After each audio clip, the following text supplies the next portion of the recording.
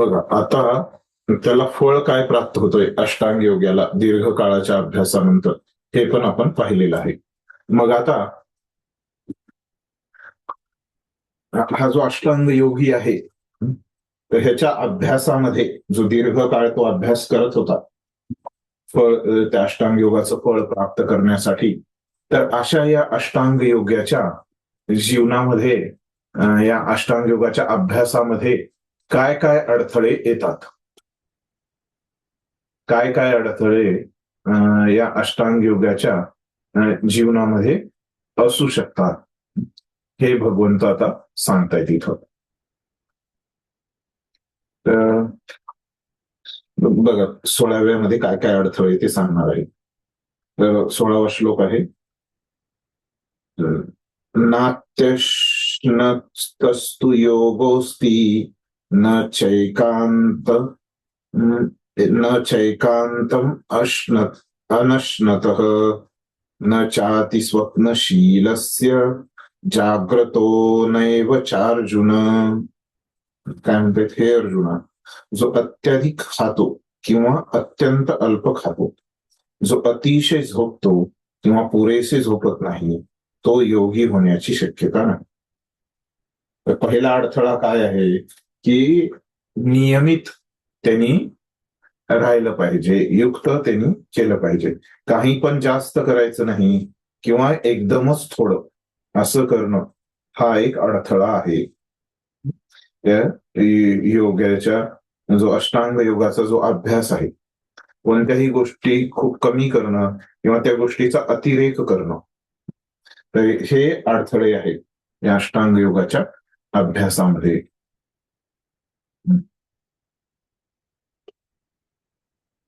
योगी तो असा व्यक्ती योगी होऊच शकत नाही, त्याच्या योगी बनण्यामध्ये हे अडथळे आहेत. तेव्हाच तात्पर्य.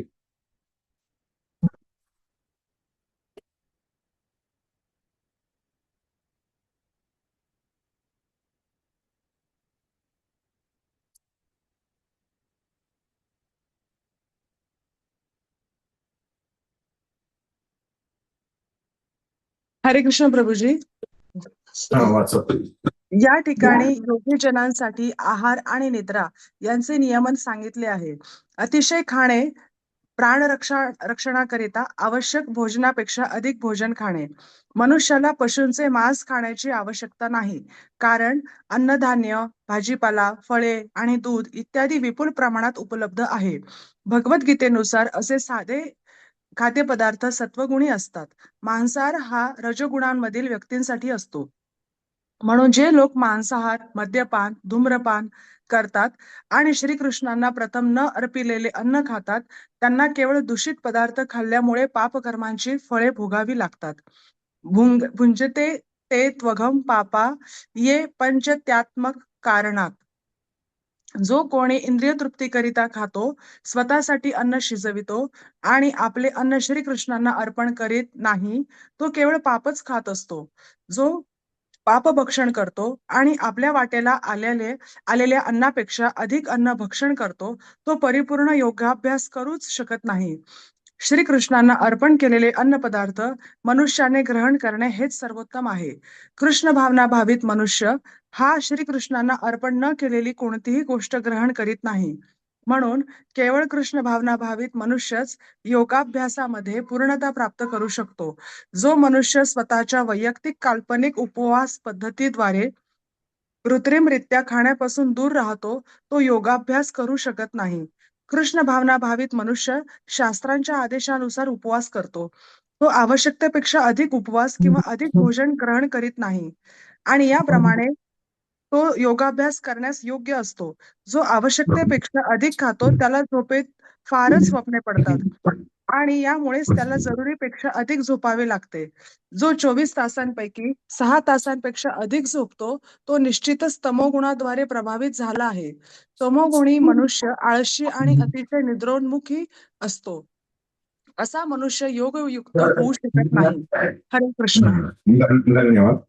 तर बघा आता या तात्पर्यात प्रभुपाद सांगतायत की योगी जनांसाठी आहार आणि निद्रा यांचे नियमन सांगितले. तर आहार आणि निद्रा यांचं जर नियमन नसेल तर ते जर नियमित नसतील तर खूप कमी असतील किंवा खूप जास्त असतील तर काय होतं की ते योगी बनण्यामध्ये अडथळा उत्पन्न करतात. तर अतिशय खाणे म्हणजे प्राण रक्षणाकरिता आवश्यक भोजनापेक्षा अधिक भोजन खाणं. आपलं प्राणरक्षण म्हणजे याचा अर्थ काय? आपलं शरीर आणि आत्मा एकत्र ठेवण्यासाठी आणि आपले कार्य करण्यासाठी शरीराचे जे काही आवश्यक आहे त्याच्यापेक्षा खूप जास्त खाणं. तर हे प्राणरक्षण करण्याच्या पेक्षा आवश्यकतेपेक्षा अधिक भोजन खाणं, अतिशय खाणं. तर त्याच्यासाठी जेवढं पाहिजे शरीर आत्मा एकत्र ठेवण्यासाठी आणि आपलं कार्य करण्यासाठी ते खाणं म्हणजे प्राणरक्षणाकरिता खाणं असं आहे. मनुष्याला पशूंचे मांस खाण्याची आवश्यकता नाही. म्हणजे आता बघा पशुच्या मांस खाल्लं तर काय ज्यामध्ये शक्ती वगैरे हे आहे खूप आहे आणि त्याची चव पण लोकांना आवडते त्याच्यामुळे ते खातात लोक. शक्ती आणि त्याची चव पण त्याची आवश्यकता नाहीये ना प्राण रक्षणासाठी. अनावश्यक आहे आणि त्याच्यामुळं जीव जातोय. तर हे अशा पद्धतीचं खाणं चुकीचं आहे. कारण अन्नधान्य भाजीपाला फळे आणि दूध इत्यादी विपुल प्रमाणात उपलब्ध आहे. तर बाकीच्या गोष्टी आहेत मग कशाला खायचं तसं. भगवद्गीतेनुसार असे साधे खाद्यपदार्थ सत्वगुणी असतात. पुढं आपण 17व्या अध्यायामध्ये हे येईल की खाद्यपदार्थ 3 गुणामध्ये कसे असतात. त्यावेळेस आपल्याला समजेल की हे जे भाजीपाला फळे दूध हे सगळं जे आहे हे सत्वगुणामध्ये आहे आणि मांसाहार वगैरे जे आहे हे रजोगुणामधील व्यक्तीसाठी आहे. म्हणून जे लोक मांसाहार मद्यपान धूम्रपान करतात आणि श्रीकृष्णांना प्रथम न अर्पिलेले अन्न खातात त्यांना केवळ दूषित पदार्थ खाल्ल्यामुळे पापकर्माची फळे भोगावी लागते. असं हे जे वनस्पती आहेत त्यांच्यामध्ये पण काय असतो प्राण असतो जीव असतो पण ते जर आपण भगवंतांना अर्पण नाही केलं तर काय होईल आपल्याला एक पापकर्मच खावं लागेल. त्याच्यामुळे आपण बघितलं 3ऱ्या अध्यायामध्ये की भुंजते ते वहम पापा ये पचंती आत्मकारणात. तर असं आपण इंद्रिय तृप्तीसाठी न खाता तर भगवंतांना अर्पण करून त्यांच्या कृपाप्राप्त प्रसाद आपण प्रदान केला पाहिजे. स्वतःसाठी अन्न शिजवतो आणि आपले अन्न श्रीकृष्णांना अर्पण करीत नाही तो केवळ पापच खातो. जो पाप भक्षण करतो आणि आपल्या वाट्याला आलेल्या अन्नापेक्षा अधिक अन्न भक्षण करतो तो परिपूर्ण योगाभ्यास करू शकत नाही. तर असा जो व्यक्ती आहे पाप भक्षण करतो आणि आपल्या वाट्याला आलेल्या अन्नापेक्षा अधिक अन्न भक्षण करतो तर आपल्या गरजेपेक्षा तो अधिक अन्न खातो तो परिपूर्ण योगाभ्यास करू शकत नाही. तर त्याच्याद्वारे योग होणार नाही अष्टांग योग होणार नाही. श्रीकृष्णांना अर्पण केलेले अन्न पदार्थ मनुष्याने ग्रहण करणे हेच सर्वोत्तम आहे.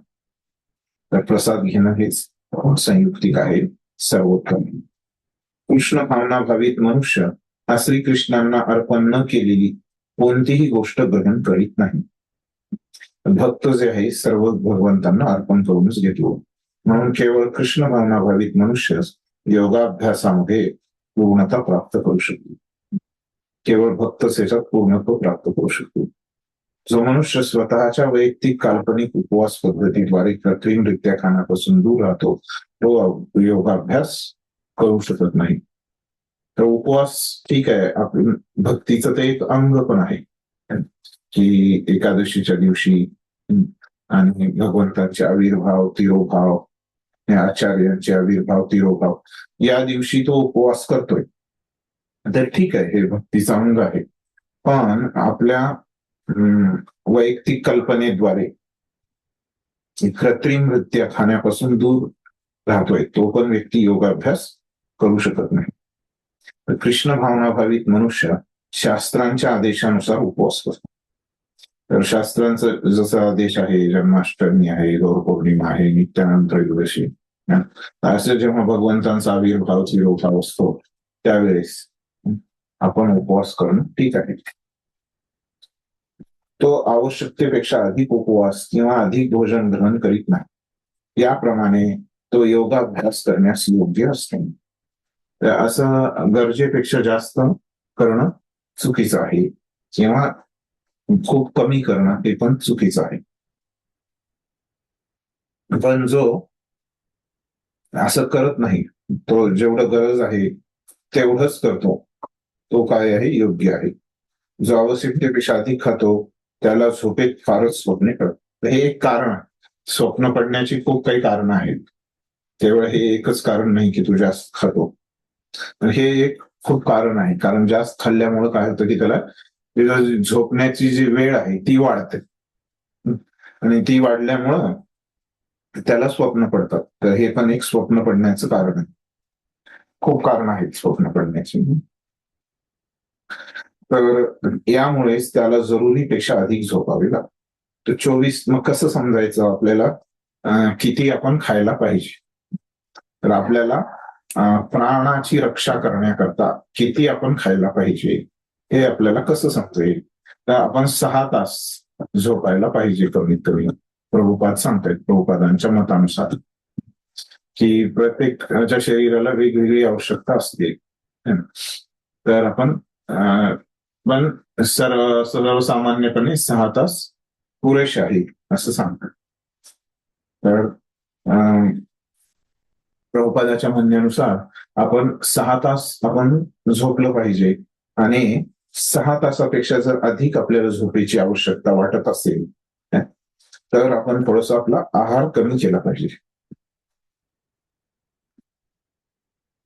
त्याद्वारे आपल्याला समजून येईल की आपण किती आपल्या प्राणरक्षणासाठी आपण किती खाल्लं पाहिजे ते.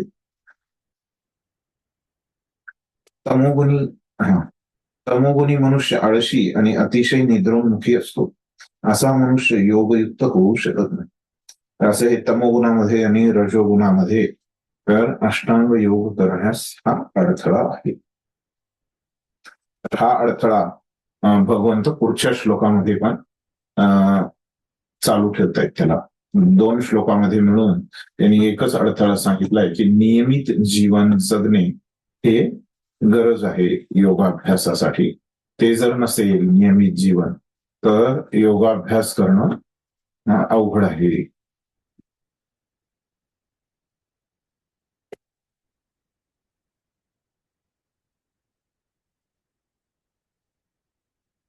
तर मग त्या अडथळ्याबद्दल आणखीन बघूया. युक्ताहार विहारस्य युक्तचेष्टस्य कर्मसु युक्त स्वप्नावबोधस्य योगो भवति दुःखः.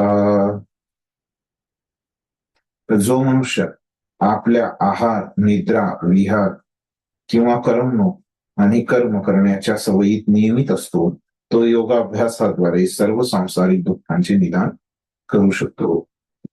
मागच्या श्लोकामध्ये भगवंतांनी सांगितलं की केवळ आहार आणि निद्रा हे नियमित करा. पण आता इथं काही गोष्टींचा ते भर घालतायत.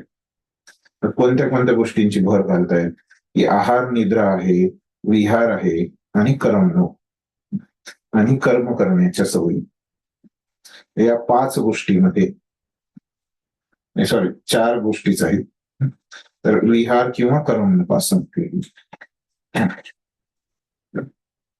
तर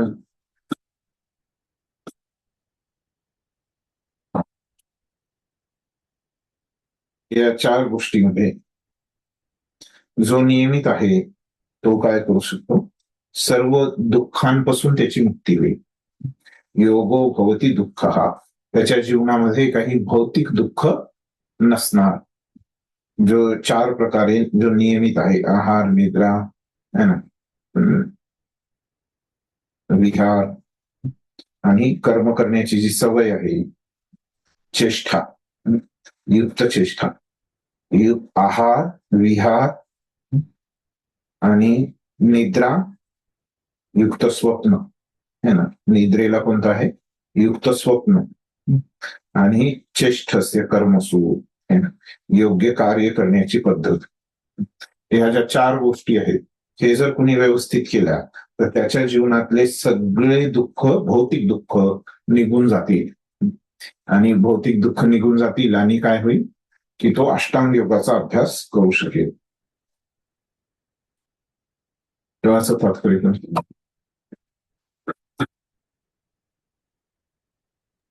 हरे कृष्णा प्रभूजी, वाचू का? हरे कृष्ण. वाचा, कोणी वाचा.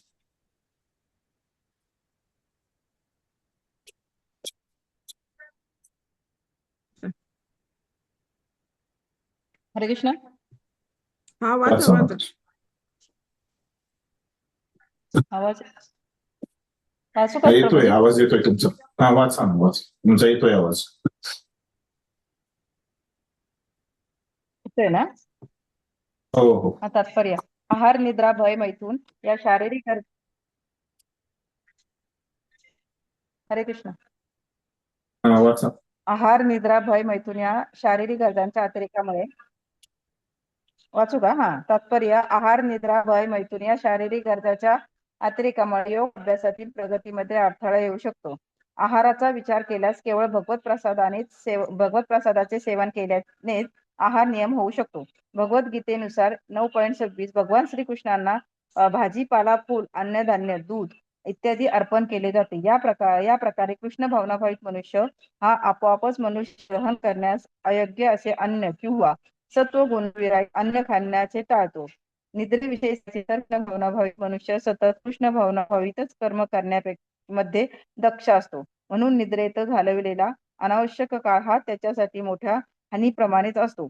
अव्यर्थ कालत्वम. कृष्ण भावनाभावातील मनुष्य हा भगवत सेवेमध्ये युक्त झाल्यापासून आपला वाया गेलेला एक क्षणही सहन करू शकत नाही. म्हणून तो केवळ अत्यावश्यक आहे तितकेच झोपतो. या बाबतीत त्याचे आदर्श म्हणजे श्री रूप गोस्वामी आहेत. श्री रूप गोस्वामी निरंतर कृष्ण सेवेमध्ये मग्न राहायचे आणि 2 तासापेक्षा अधिक कधीच झोपत नसत. आणि काही वेळा 2 तासही. हरिदास ठाकूर हे आपल्या जपमाळेवर प्रतिदिन 3 लाख वेळा जप केल्या वाचून प्रसादही ग्रहण करीत नसत किंवा झोपतही नसत. कर्माचा विचार केल्यास कृष्ण भावना मनुष्य हा श्रीकृष्णाशी असंबंध असे कोणतेही करत नाही. म्हणून त्याचे कर्म हे कधीच इंद्रिय तृप्तीमुळे कलुषित होत नाही. इंद्रिय तृप्तीचा प्रश्न उद्भवत नसल्यामुळे कृष्ण भावनाभावित मनुष्याला फावला वेळ कधीच असत नाही. तो आपले कर्म, वाणी, निद्रा, जागृती या शारीरिक कार्यामध्ये नियमित असल्याने त्याला कोणतेही भौतिक दुःख नसते. हरे कृष्ण. धन्यवाद. तर बघा आता काय म्हणताय प्रभुपाद की आहार, निद्रा, भय आणि मैथून या शारीरिक गरजांच्या अतिरेकामुळे योगाभ्यासातील प्रगतीमध्ये अडथळा येऊ शकतो. तर जसं अगोदर सांगितलं तुम्हाला की इथं भगवंत जे चर्चा करतायत की या दीर्घकाळ योगाभ्यासामध्ये येणाऱ्या अडचणी किंवा अडथळे त्याच्यामध्ये याबद्दल चर्चा करतायत. तर मागच्या श्लोकामध्ये त्यांनी सांगितलं की कोणत्याही गोष्टीचा, खास करून आहार आणि निद्रेमध्ये जर अतिरेक झाला किंवा खूप कमी झाल्या तर ते योगाभ्यास होऊ शकत नाही. तर आहार, निद्रा, भय आणि मैथून या शारीरिक गरजांच्या अतिरेकामुळे योगाभ्यासातील प्रगतीमध्ये अडथळा येऊ शकतो. आहाराचा विचार केल्यास केवळ भगवत प्रसादाचे सेवन केल्यानेच आहार नियमन होते. तर आहार नियमन कसं करायचं? तर प्रसाद खायचं आणि आपल्याला जेवढा आवश्यक आहे तेवढाच खायचं. तर भगवद्गीतेनुसार भगवान श्रीकृष्णांना भाजीपाला, फूल, अन्नधान्य, दूध इत्यादी अर्पण केले जाते. तर मांस वगैरेची आवश्यकता नाहीये. या प्रकारे कृष्ण भावनाभावित मनुष्य हा आपोआपच मनुष्याने ग्रहण करण्यास अयोग्य असे अन्न किंवा सत्वगुण विरहित अन्न खाण्याचे टाळतो. हे जर आपण पालन केलं, भाजीपाला, फळ, अन्नधान्य, दूध, तर आपोआपच काय होईल, आपलं जे जेवण आहे ते सत्वगुणामध्ये राहील. अन्न जे आहे ते सत्वगुणात राहील. निद्रेविषयी सांगायचे तर कृष्ण भावनाभावित मनुष्य सतत कृष्ण भावनाभावित कर्म करण्यात दक्ष असतो. म्हणून निद्रेत घालविलेला अनावश्यक काळ त्याच्यासाठी मोठ्या हानीप्रमाणेच असतो. 6 तासापेक्षा अधिक काळ तो झोपे घालवत नाही. अव्यर्थ कालत्वम. अव्यर्थ कालत्वम हे काय आहे? तर हे भाव स्तरावरचा जो भक्त आहे त्याचं हे लक्षण आहे, अव्यर्थ कालत्वम. त्याचे 9 लक्षण आहेत. ते आपण भक्तिरसामृत सिंधू ग्रंथामध्ये आपण त्यांचा अभ्यास करणार आहोत. तर त्याच्यामध्ये एक आहे की अव्यर्थ कालत्म. तो भक्त जो आहे तो त्याचा जो वेळ आहे तो व्यर्थ घालवत नाही, त्याचा एक क्षण सुद्धा तो व्यर्थ नाही घालवत. तर कृष्ण भावना भावित मनुष्य भगवत सेवेमध्ये युक्त झाल्या वाचून आपला वाया गेलेला एक क्षणही सहन करू शकत नाही. तर त्यामुळे तो काय करतो, केवळ अत्यावश्यक आहे तितकेच झोप. अत्यावश्यक किती आहे, तर 6 तास. तर या बाबतीत त्यांचे आदर्श म्हणजे श्रील रूप गोस्वामी. आता इथं प्रभुपाद एकदम आदर्श म्हणजे हळूहळू हे कमी केलं पाहिजे, पण असं सांगतात. तर जे रूप गोस्वामी सारखे जे भक्त आहेत तर ते किती खूप कमी झोपायचे. ते भक्तीमध्ये ते खूप पुढं वरच्या स्तरावर होते, उच्च स्तरावर असल्यामुळं तर ते काय एकदम 2 तासच ते झोपायचे आणि कधी कधी तेवढं पण त्यांना शक्य नसायचं. तर 1 ते 2 तासच ते झोपायचे. हरिदास ठाकूर तर बघा ते 3 लाख माळा 3 लाख नाम घ्यायचे, म्हणजे 192 माळा 92 माळा ते जपायचे. तर एवढा जप केला आणि प्रचार पण करायचे आणि बाकीचे पण कार्य करायचे, लोकांना पण भेटायचे, त्यांना वेळ पण द्यायचे लोकांना. तर एवढं केल्यानंतर मग वेळच कुठं राहतो त्यांना स्वतः. तर कर्माचा विचार केल्यास कृष्ण भावना भावित मनुष्य हा श्रीकृष्णांशी असंबंधित असे कोणतेही कार्य करत नाही. पुन्हा इथं तिसरी गोष्ट सांगितली की युक्त है ना, चेष्टा पण तुम्ही युक्त ठेवा, योग्य कर्म करा. योग्य कर्म काय आहे, तर कृष्ण भावना भावित कर्म, भक्तीचं कर्म. ते पण कसं असलं पाहिजे, आपलं कर्म पण कसं असलं पाहिजे, नियमित असलं पाहिजे असं म्हणता येते. युक्त आहार नियमित असला पाहिजे, कर्म नियमित असलं पाहिजे आणि आपलं स्वप्नावं झोप पण, निद्रा पण आपली नियमित असली पाहिजे. तर आपलं जर कर्म हे भगवंतांशी संबंधित आहे तर काय होईल, तर इंद्रिय तृप्ती आपल्याद्वारे नाही होणार आणि आपलं जे कर्म आहे इंद्रिय तृप्तीमुळे दूषित नाही होणार. इंद्रिय तृप्तीचा प्रश्नच उद्भवत नसल्यामुळे कृष्ण भावना भावित मनुष्याला फावला वेळ कधीच नसतो. तर जर रिकामा वेळ असेल तर तिथं काय असेल की इंद्रिय तृप्ती होण्याची संभावना तिथं अधिक असते. म्हणून ज्याचे कर्म हे कधीच इंद्रिय तृप्तीचा प्रश्नच उद्भवत नसल्यामुळे कृष्ण भावना भावित मनुष्याला फावला वेळ कधीच असत नाही. तो आपले कर्म, वाणी, निद्रा, जागृती आणि इतर सर्व शारीरिक कार्यामध्ये नियमित असल्यामुळे त्याला कोणतेही भौतिक दुःख नसते. हे जर आपण सगळं नियमित ठेवलं तर आहार, निद्रा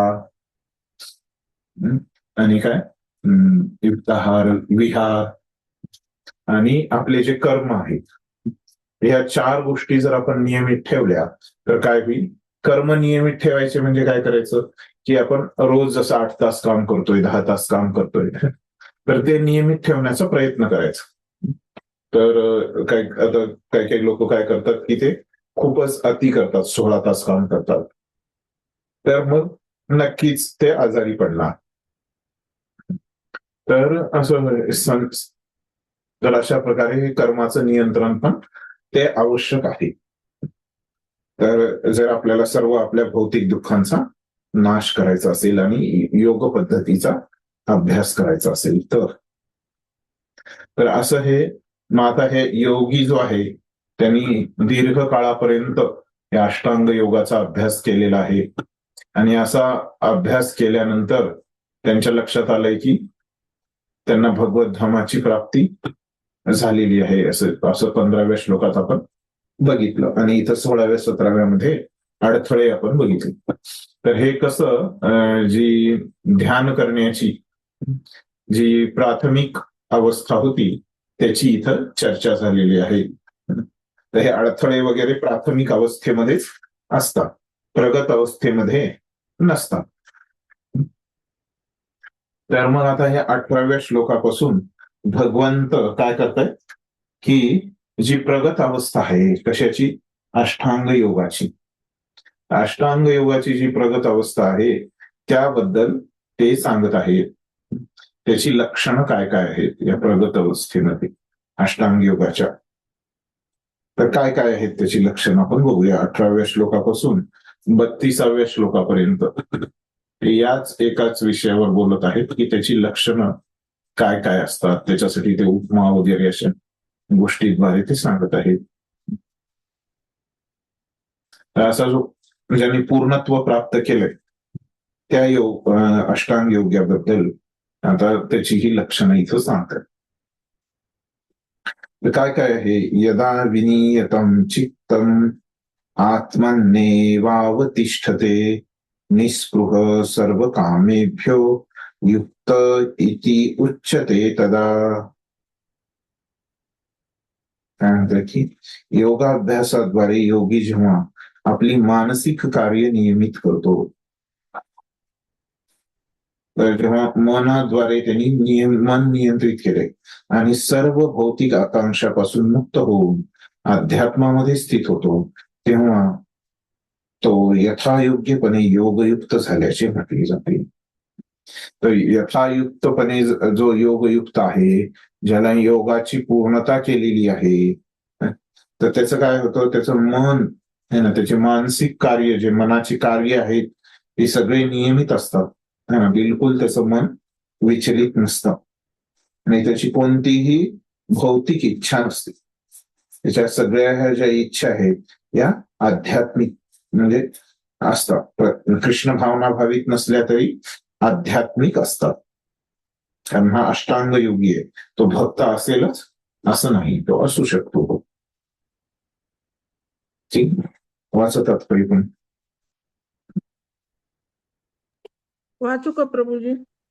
हा.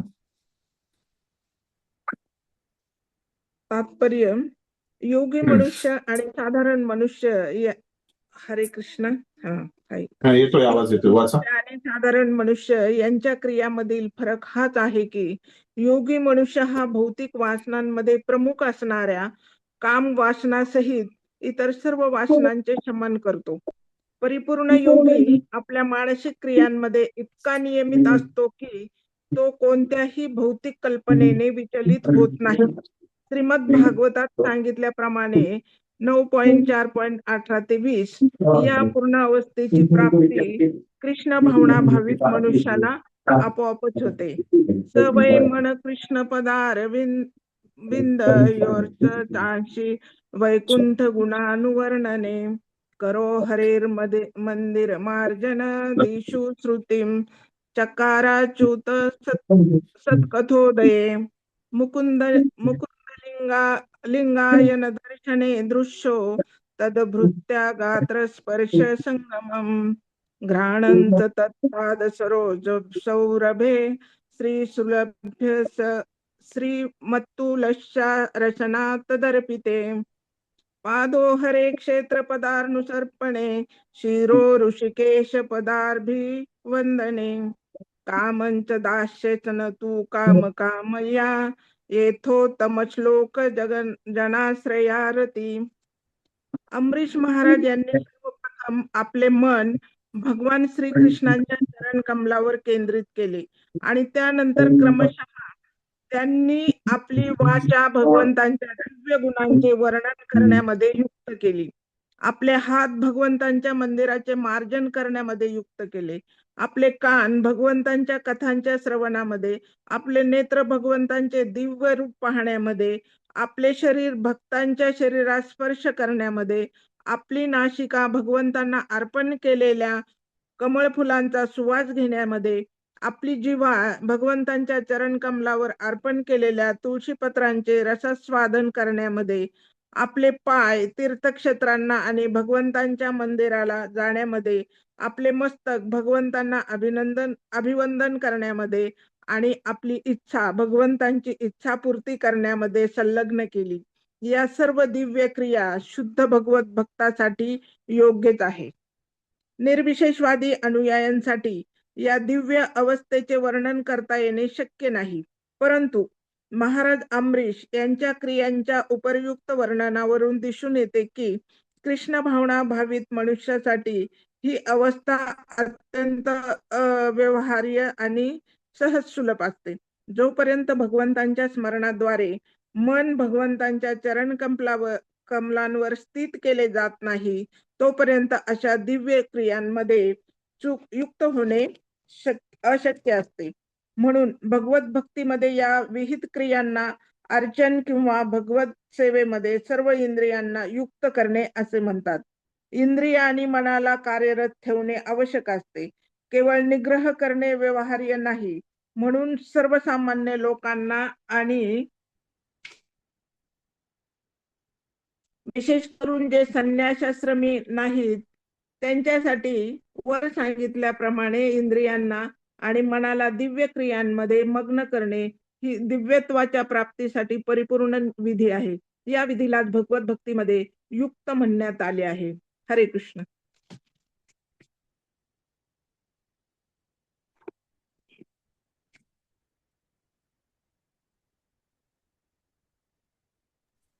हरे कृष्ण. धन्यवाद. तर आता तात्पर्यामध्ये प्रभुपाद सांगतायत की कसं ही जी पूर्णत्वाची अवस्था आहे ज्याच्यामध्ये मन नियमित झालेलं आहे आणि सर्व भौतिक आकांक्षापासून तो योगी मुक्त झालेला आहे. तर प्रभुपाद म्हणतायत की आता योगी मनुष्य आणि साधारण मनुष्य यांच्या क्रियामधील फरक हाच आहे की बाहेरनं क्रिया समान दिसतात साधारण मनुष्याच्या आणि योग्याच्या, पण योगी मनुष्य जो असतो की त्याच्या मागे काही भौतिक इच्छा नसते.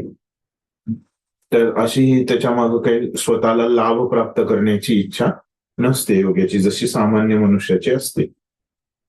परिपूर्ण योगी आपल्या मानसिक क्रियांमध्ये इतका नियमित असतो की कोणत्याही भौतिक कामनेने विचलित होत नाही. त्याचं मन पण स्थिर असतं आणि काही भौतिक प्रलोभन पण आलं, भौतिक इच्छा पण आली तर तो विचलित होत नाही. तर असं जे उदाहरण देत आहेत मला आता अमरीश महाराजांचं, हे श्लोक आपण अगोदर पण बघितलेले आहेत. अमरीश महाराजांनी कसं आपल्या मनाला नियंत्रित केलं होतं आणि आपल्या सगळ्या इंद्रियांना त्यांनी भगवंतांच्या सेवेत लावलं होतं. त्याच्यामुळे त्यांची भौतिक इच्छाच काही नव्हती, हे आपण बघितले. त्यानंतर निर्विशेषवादी अनुयायांसाठी या दिव्य अवस्थेचे वर्णन करता येणे शक्य नाही. जे मायावादी लोक आहेत, निर्विशेषवादी लोक आहेत, तर त्यांचं काय असतं की जी पद्धती असते ती सगळं नाही नाही म्हणायचं. ही जी पद्धती आहे सगळं काही भगवंतांमध्ये जोडण्याची त्यांची पद्धती नसते, ही भक्तांची असते. मग आता हे जे निर्विशेषवादी लोक आहेत तर त्यांना हे समजणं थोडंसं अवघड जाईल की कसं अमरीश महाराजांनी सगळं काही भगवंतांशी त्याचा संबंध जोडला. परंतु महाराज अमरीश यांच्या क्रियांच्या उपयुक्त वर्णनाविरुद्ध दिसून येते की कृष्ण भावना भावित मनुष्यासाठी ही अवस्था अत्यंत व्यवहार्य आणि सहज सुलभ असते. पण भक्तांसाठी काय आहे की हे कार्य जे आहे अत्यंत व्यवहार्य आहे, म्हणजे प्रॅक्टिकल आहे, जे की आपल्या इंद्रियांना भगवंतांच्या सेवेमध्ये लावू. हे भक्तांसाठी काही तो महत्वपूर्ण आहे, व्यवहार्य आहे आणि सहज सुलभ असते. जोपर्यंत भगवंतांच्या स्मरणाद्वारे मन भगवंतांच्या चरण कमलावर स्थित केले जात नाही तोपर्यंत अशा दिव्य क्रियांमध्ये युक्त होणे अशक्य असते. तर मग आता आपल्याला अवघड वाटेल की कसं अमरीश महाराजांनी सगळ्या हे कार्य भगवंतांशी संबंध त्यांचा जोडला, सगळ्या इंद्रियांना भगवंतांच्या सेवेत लावलं अमरीश महाराजांनी. तर हे आपल्याला थोडंसं अशक्य वाटेल. तर आपल्या सगळ्या इंद्रियांना भगवंतांच्या सेवेमध्ये युक्त करणं, तर त्याच्यासाठी आपल्याला हे जर शक्य करायचं असेल तर आपल्याला काय करावं लागेल की पहिल्यांदा आपलं मन भगवंतांच्या चरण कमलावर लावावं, मग बाकीच्या इंद्रियांना आपण लावू शकतो. म्हणून भगवत भक्तीमध्ये या विहित क्रियांना अर्चन किंवा भगवत सेवेमध्ये सर्व इंद्रियांना युक्त करणे असे म्हणतात. तर हे जे क्रिया आहेत भक्तीच्या क्रिया, त्याच्यामुळे यांना अर्चन असं म्हणतात. आणि भगवंतांच्या सेवेमध्ये सगळ्या इंद्रियांना युक्त केलं करणे असे म्हणतात. इंद्रिये आणि मनाला कार्यरत ठेवणे आवश्यक असते. तर इंद्रिय आणि मनाला हे आपण काही ना काही कार्य देणं खूप आवश्यक असतं. ते जर रिकामे राहिले तर मग काय इंद्रिय तृप्तीकडे ते वाटचाल करतात. केवळ निग्रह करणे व्यवहार्य नाही. केवळ त्यांना नियंत्रित करणे किंवा रोखून ठेवणे हे योग्य नाही. तर त्यांना काय केलं पाहिजे, वर सांगितल्याप्रमाणे त्यांना आपण भक्तीमध्ये दिव्य क्रियांमध्ये लावणे हे महत्वाचे आहे. दिव्यत्वाच्या प्राप्तीसाठी परिपूर्ण विधी आहे. या विधीलाच भगवद्गीतेमध्ये युक्त म्हणण्यात आले आहे. तर ही जी विधी आहे तर त्यालाच गीतेमध्ये काय म्हटलंय, युक्त असं म्हटलेलं आहे.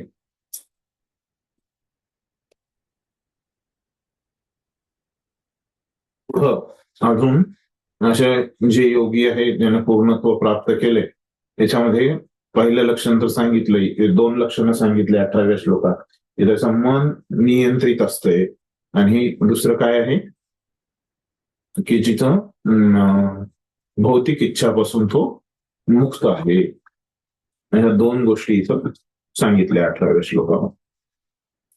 पुन्हा 19व्या श्लोकामध्ये ते उपमा देत आहेत. हे ज्या 18व्या गोष्टी सांगितल्या त्यांच्यासाठी एक उपमा देत आहेत वाऱ्याची. काय उपमा आहे, यथा दीपो निवातस्थो नेंग्यते सोपमा स्मृता योगिनो यतचित्तस्य युञ्जतो योगमात्मनः. तर जेथे वाऱ्यांचे संचलन नाही त्या ठिकाणी ज्याप्रमाणे दीप संतपणे तेवत राहतो, त्याप्रमाणे नियमित मनाचा योगी आत्मतत्वावरील आपल्या ध्यानामध्ये सदैव स्थिर असतो. तर हे योगाचं जे मन नियमित आहे असं मागच्या श्लोकामध्ये म्हटलंय. तर ते सांगतायत की नियमित म्हणजे काय असतं मग, तर जिथं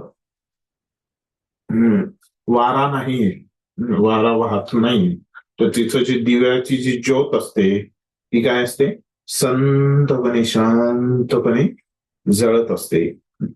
जिथं वारा आहे तिथं काय होते, थोडी ती इकडं तिकडं असं बाजूला जात असते दिव्याची ज्योत. तर तसंच जे मन आहे संयमित जर असेल तर काय होईल, तर आत्मतत्वावरील आपल्या ध्यानामध्ये सदैव स्थिर असेल योगी. आपल्या ज्ञानापासून इतरत्र काही कुठंही तो विचलित नाही होणार.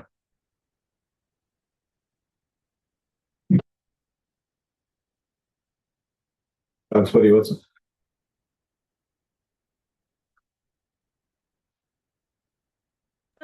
प्रभूजी 2 ओळी आहेत, मी वाचतो बरोबर. तर आपल्या आराध्य भगवंतांवरील अविचलित निरंतर ध्यानाद्वारे अध्यात्मामध्ये तल्लीन झालेल्या वास्तविक कृष्ण भावनाभावित भक्त हा वायुरहित स्थळी असलेल्या दिव्याप्रमाणे स्थिर असतो. काय सांगतायत प्रभुपाद की जर जे भगवंत आहेत, कृष्ण आहेत, तर ह्यांच्यावर जी निरंतर ध्यान करतो भक्त, तर जो भक्त भगवंतांवर जो ध्यान करतो निरंतर ध्यान, ते कसं आहे म्हणताय की जसं या ठिकाणी वायू नाहीये अशा ठिकाणी दिवा कसं एकदम संथपणे जळत असतो. तर जसा तो स्थिर आहे त्याच्या जळण्यामध्ये, तसाच हा भक्त पण काय आहे, त्याच्या कृष्ण भावना भावित जीवनामध्ये स्थिर आहे असं.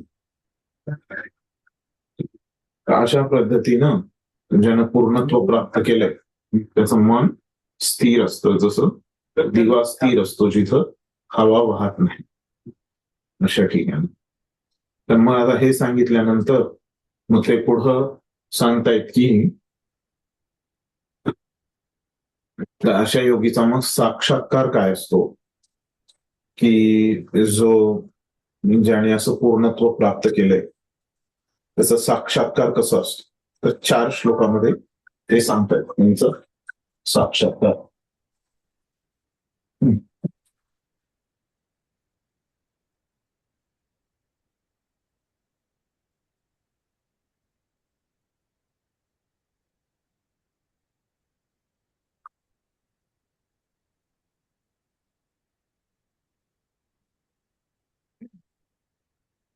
काय आहे ते श्लोक? यत्रो परमते चित्तं निरुद्धं योग सेवया यत्र चैवम् आत्मनात्मानं पश्यन् आत्मनि तुष्यति सुखम् आत्यन्तिकं यत्तद् बुद्धिग्राह्यम् अतीन्द्रियम् वेत्ति यत्र न चैवायम् स्थितश्चलति तत्त्वतः यं लब्ध्वा चापरं लाभं मन्यते नाधिकं ततः यस्मिन् स्थितो न दुःखेन गुरुणापि विचाल्यते तं विद्या दुःख संयोग वियोगं योग सन्निधम्. त्याचा अर्थ काय आहे की योगाभ्यासाद्वारे मनुष्याचे मन जेव्हा सांसारिक मानसिक क्रियांपासून पूर्णपणे संयमित होते. असं दीर्घकाळ योगाचा अभ्यास करून त्याला पूर्णत्व प्राप्त झाल्यामुळे काय आहे, तशा मनुष्याचे मन, योग्याचे मन जेव्हा सांसारिक मानसिक क्रियांपासून पूर्णपणे संयमित होते, पूर्णपणे त्याच्या मनामधून या भौतिक क्रिया गेलेल्या आहेत, तेव्हा त्या अवस्थेला परिपूर्ण समाधी असे म्हणतात. तर त्याला परिपूर्ण समाधी असं म्हटलेलं आहे, ज्या ठिकाणी त्याचं मन हे स्थिर झालेलं आहे. या समाधी अवस्थेचे लक्षण आहे की यामुळे मनुष्य विशुद्ध मनाद्वारे आत्म्याचे अवलोकन करण्यात आणि आत्म्यामध्ये संतुष्ट होण्यात व आनंद प्राप्त करण्यात समर्थ होतो. आणि ही जी समाधी अवस्था आहे तिथं काय होतं की त्याचं विशुद्ध है ना, विशेष रूपेनं जे शुद्ध झाले मन, आता त्याचं मन दूषित नाही, तर असं या शुद्ध मनाद्वारे तो काय करतो, आत्म्याचं अवलोकन करतो आणि आत्म्यामध्येच तो व्यक्ती संतुष्ट असतो आणि तो आनंद प्राप्त करण्यात पण तो समर्थ असतो. त्या आनंदमय अवस्थेत दिव्य इंद्रियांद्वारे साक्षात्कार केलेल्या त्या आनंदमय अवस्थेत दिव्य त्याची जी इंद्रिय आहेत, तर साक्षात्कार ज्यांना झालेला आहे अमर्याद दिव्य सुखामध्ये मनुष्य स्थित होतो. तर त्या दिव्य इंद्रियाद्वारे असा साक्षात्कार त्यांनी प्राप्त केलाय, तर अमर्याद दिव्य सुखामध्ये मनुष्य स्थित होतो. याप्रमाणे स्थित झाल्यावर दिव्य सुखामध्ये सत्यापासून कधीच ढळत नाही, नेहमी तो सत्यावर स्थित असतो.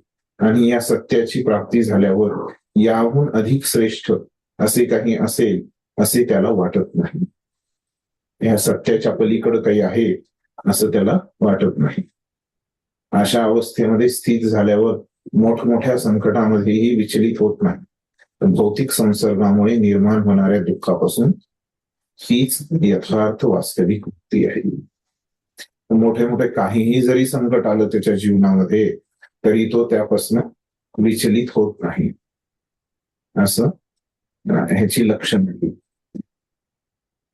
जो या अष्टांग योगामध्ये ज्यांनी पूर्णत्व प्राप्त केलेलं आहे अशा व्यक्तीची, ठीक आहे, मोठं तात्पर्य आहे. तर वाच कोणीतरी. हरे कृष्ण. तर मी हळूहळू त्याचं स्पष्टीकरणच देतो, खूप मोठं आहे, आपण हळूहळू समजून घेऊया. बघा काय म्हणतात सुरुवातीला प्रभुपाद, की योगाभ्यासाद्वारे मनुष्य क्रमाक्रमाने भौतिक संकल्पनेपासून विरक्त होतो. जसं जसं तो व्यक्ती योगाभ्यास त्याने चालू केलेला आहे, हळूहळू क्रमाक्रमाने तो काय होतो, एकदमच असं योगाभ्यास केला आणि 1 तास केला, 2 तास केला आणि लगेच तो मुक्त झाला भौतिक इच्छापासून, असं होत नाही. तर जे काही 1 तास केला त्याच्यामुळे काही थोडा 1% तो मुक्त झाला किंवा अर्धा टक्का मुक्त झाला भौतिक संकल्पनेपासून. तो असा हळूहळू हे पूर्ण भौतिक संकल्पनेपासून मुक्त होतो. योग तत्वांचे हे प्रमुख लक्षण आहे. तर हे प्रमुख लक्षण आहे योग तत्वाचं. असं एका दिवसात क्षणही होतं. हळूहळू तो योगाभ्यास करतो. यानंतर मनुष्य समाधीस्थ होतो. हळूहळू तो काय होतो, पूर्णत्वाकडे जातो आणि एक दिवस समाधीस्थ होतो. अर्थात आत्म्याचे परमात्म्याशी तादात्म्य न करता योगी व्यक्तीला दिव्य मन आणि दिव्य बुद्धीद्वारे परमात्म्याचा साक्षात्कार होतो. जसं निर्विशेषवादी लोकांचं होतं की ते आत्माला मध्ये विलीन करायचं त्यांची इच्छा असते, तदाकार व्हायची त्यांची इच्छा असते. तर ते असं तादात्म्य न होता, तदाकार न होता तिथं काय करायचंय की तो व्यक्ती परमात्म्याचा साक्षात्कार करतो. आता इथं ब्रह्मन साक्षात्कार नाहीये, तर अष्टांग योगी काय करतो, परमात्मा साक्षात्कारापर्यंत जातो ब्रह्मांच्या वर. योगाभ्यास हा थोड्याफार प्रमाणात पतंजली योग पद्धतीवर आधारित आहे.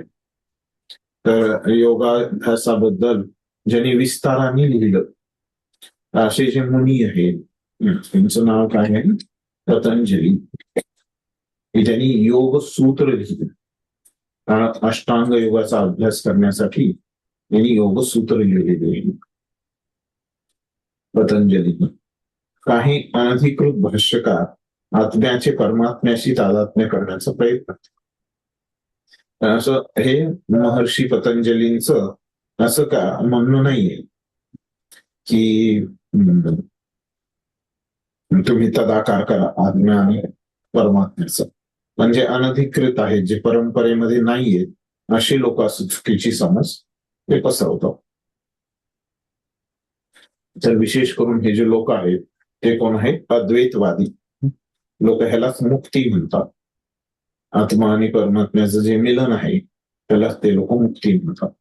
परंतु त्यांना पतंजली योग पद्धतीचा वास्तविक उद्देश ज्ञात नसतो. पण पतंजलीने असं शिकवलेलं नाहीये की तुम्ही आत्म्याला परमात्म्यात विलीन करा. ही पतंजलीची शिकवण नाही. ही कोणाची आहे, अद्वैतवादी आणि मायावादी लोकांची अशी शिकवण. ज्ञान आणि ज्ञाता यांच्यामधील द्वैत्याचा स्वीकार अद्वैतवादी करीत नाही. तर आता इथं कोणी आपल्याला सांगतंय, ज्ञान देतंय आणि कोणीतरी ज्ञान स्वीकारतंय. म्हणजे दोन व्यक्ती आहेत, दोन गोष्टी तिथं आहेत. जर एकच असती गोष्ट तर जो बोलणारा आहे, ज्ञान देणारा आहे आणि स्वीकारणारा जो आहे, जर एकच असता तर ते कसं शक्य आहे. परंतु या श्लोकामध्ये दिव्य इंद्रियाद्वारे अनुभवाला येणाऱ्या दिव्य आनंदाचा स्वीकार करण्यात आला आहे. ते सांगितलंय की दिव्य आनंदाचा स्वीकार तुम्ही करा.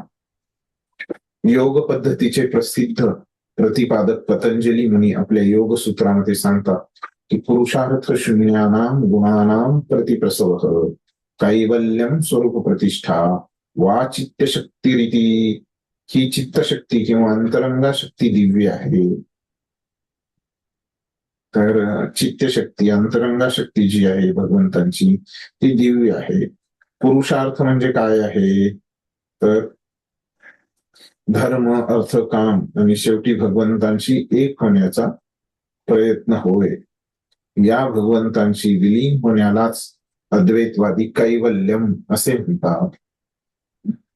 तर भगवंतांमध्ये जे विलीन व्हायचंय तर त्यालाच हे काय म्हणतात लोक, कैवल्यम असं हे अद्वैतवादी लोक म्हणतात.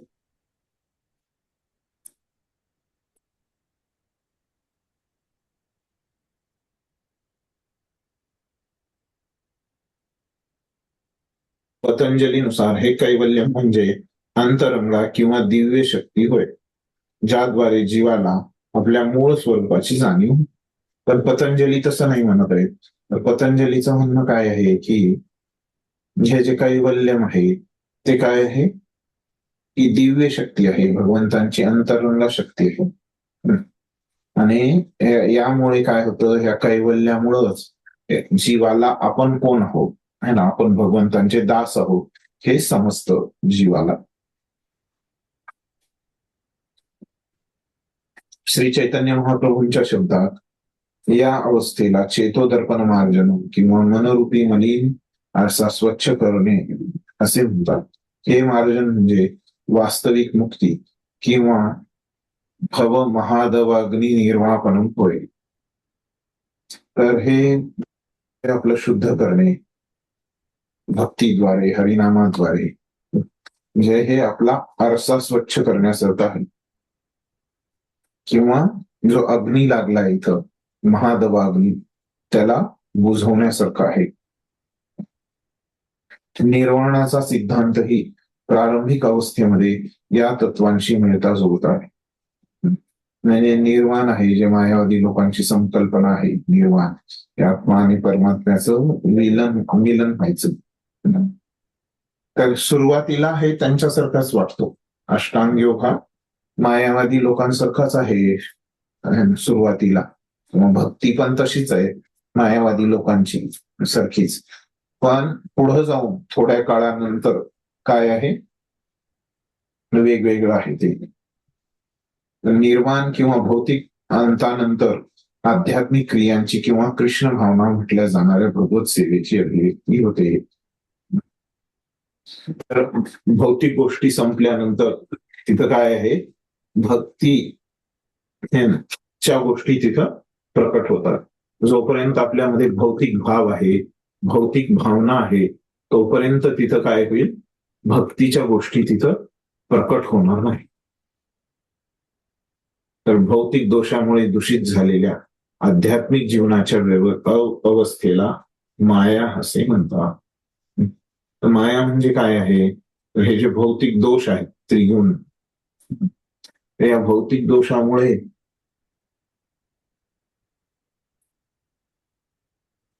जोपर्यंत हे आपल्यामधून जाणार नाही तोपर्यंत आपण भक्ती करणार नाही, असं त्यांनी भक्तीची अभिव्यक्ती तिथं होणार नाही. पण श्रीमद भागवत मध्ये सांगितलेलं आहे की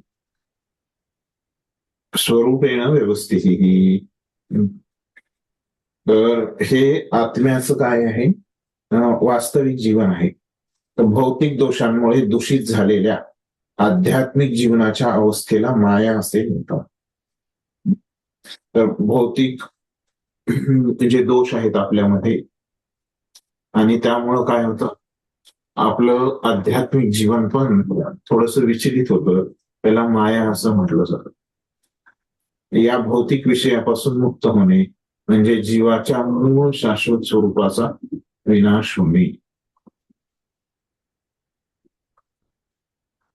तर काय म्हणतात की या भौतिक विषयापासून मुक्त होणे, हे जे काही भौतिक विचार आहेत आपल्यामध्ये, त्याच्यापासून जर आपण मुक्त झालो तर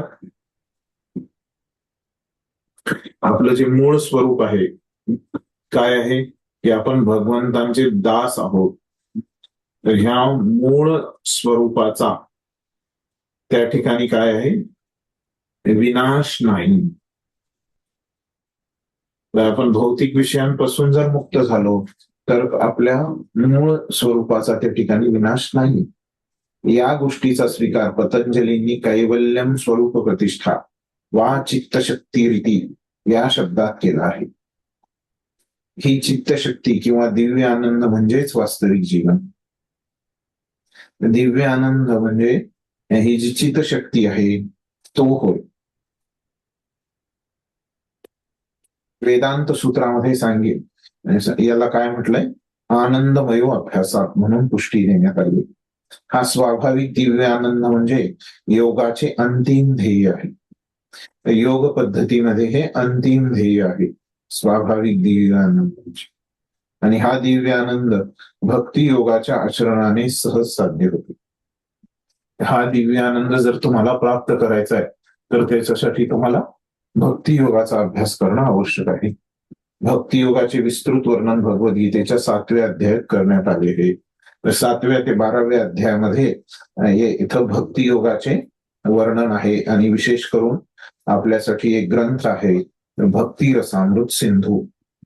या ग्रंथामध्ये आणखीन विस्ताराने त्या ठिकाणी योग भक्तीचे वर्णन केलेले आहे. या अध्यायामध्ये वर्णन केल्याप्रमाणे योग पद्धतीमध्ये संप्रज्ञात समाधी आणि असंप्रज्ञात समाधी असे समाधीचे 2 प्रकार आहेत. आता या श्लोकामध्ये जे त्यांची समाधीची अवस्था चा उल्लेख झालेला आहे अष्टांग योगाच्या, तर सांगतायत की 2 प्रकारच्या समाधी आहेत, संप्रज्ञात समाधी आणि असंप्रज्ञात समाधी. जेव्हा मनुष्य विविध तात्विक अन्वेषणांनी दिव्य स्थितीमध्ये स्थित असतो तेव्हा त्यांना संप्रज्ञात समाधी प्राप्त केल्याचे म्हटले जाते. काय होतं संप्रज्ञात समाधी म्हणजे काय आहे की मनुष्य विविध तात्विक अन्वेषणांनी दिव्य स्थितीमध्ये स्थित असतो, तर त्याला अशी दिव्य अवस्था प्राप्त झालेली असते मनुष्याला, तेव्हा त्याने संप्रज्ञात समाधी प्राप्त केल्याची समजते. आणि असंप्रज्ञात समाधीमध्ये काय असतं की सांसारिक आनंदाशी मुळीच संबंध राहत नाही, कारण या अवस्थेत मनुष्य इंद्रियांपासून प्राप्त होणाऱ्या सर्व प्रकारच्या सुखांच्या पलीकडे गेलेला असतो. संप्रज्ञात समाधीमध्ये काय आहे की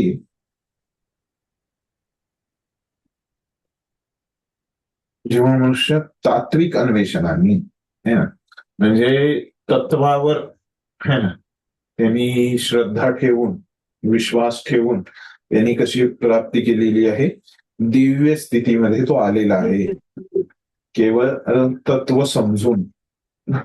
तर असंप्रज्ञात समाधीमध्ये सांसारिक आनंदाशी मुळीच संबंध राहत नाही. पण असंप्रज्ञात समाधीमध्ये तर इथं संसाराशी भौतिक गोष्टींशी काहीच संबंध नसतो, केवळ आध्यात्मिक गोष्टींशी संबंध असतो. कारण या अवस्थेत मनुष्य इंद्रियांपासून प्राप्त होणाऱ्या सर्व प्रकारच्या सुखांच्या पलीकडे गेलेला असतो. तर इथं काय झालेलं असतं मनुष्य, तर ह्या भौतिक सुखाच्या पलीकडे गेलेला असतो, त्याला भौतिक गोष्टींशी काही संबंध नसतो.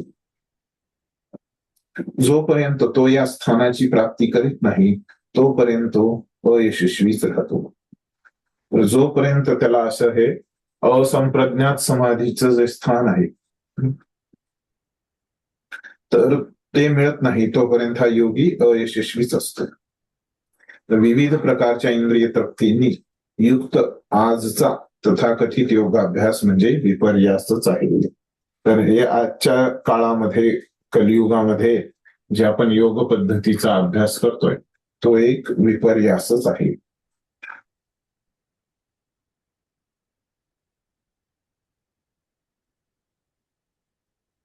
जर योगाच्या उपफळांनी आकर्षिले गेले तर या श्लोकामध्ये सांगितल्याप्रमाणे ते पूर्ण अवस्था प्राप्त करू शकत नाही.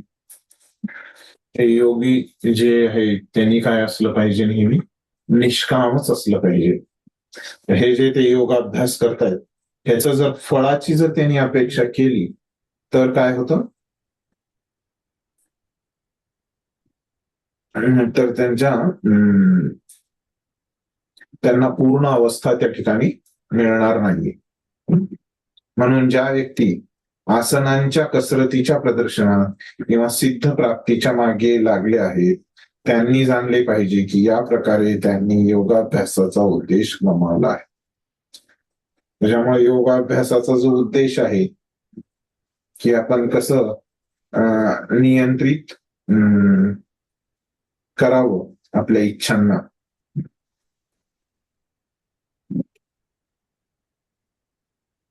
हे आपण जाणलं पाहिजे. केवळ कसरत करणे हेच अष्टांग योग आहे असं नाही.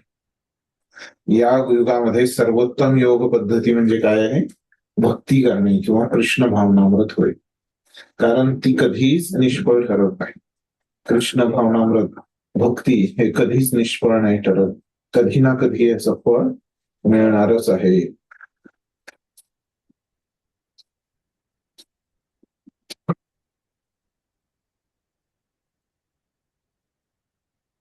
कृष्ण भावना भाविक मनुष्य आपल्या कार्यामध्ये इतका सुखी असतो की तो इतर कोणत्याही सुखाची आकांक्षा करीत नाही. जर तो जो भक्त आहे तो एकदम समाधानी शांत असल्यामुळं त्याला दुसरं काही मिळवायची त्या ठिकाणी इच्छा नसते.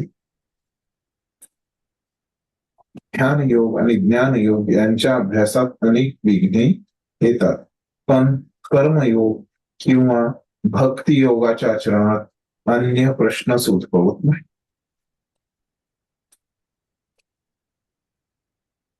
तर कर्मयोगामध्ये आणि भक्ती योगामध्ये काहीच अडथळे नाही.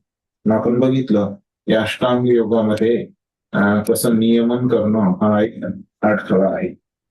जोपर्यंत भौतिक शरीर अस्तित्वात आहे तोपर्यंत आहार, निद्रा, भय आणि मैथून या शारीरिक गरजा भागवाव्याच लागतात. जोपर्यंत आपल्याला हे शरीर आहे, भौतिक शरीर, तोपर्यंत आपल्याला आहार, निद्रा, भय आणि मैथून या शारीरिक गरजा भागवाव्याच लागतात. जोपर्यंत आपल्याकडे हे भौतिक शरीर आहे तोपर्यंत हे आपल्याला याच्याशी एक काय म्हणू शकतो आपण, याच्याशी एक आव्हान देणं की आपण हे शारीरिक गरजा भागवणार नाही. तर हे काय आहे, एका प्रकारे उत्तेजित केल्यासारखं नाही.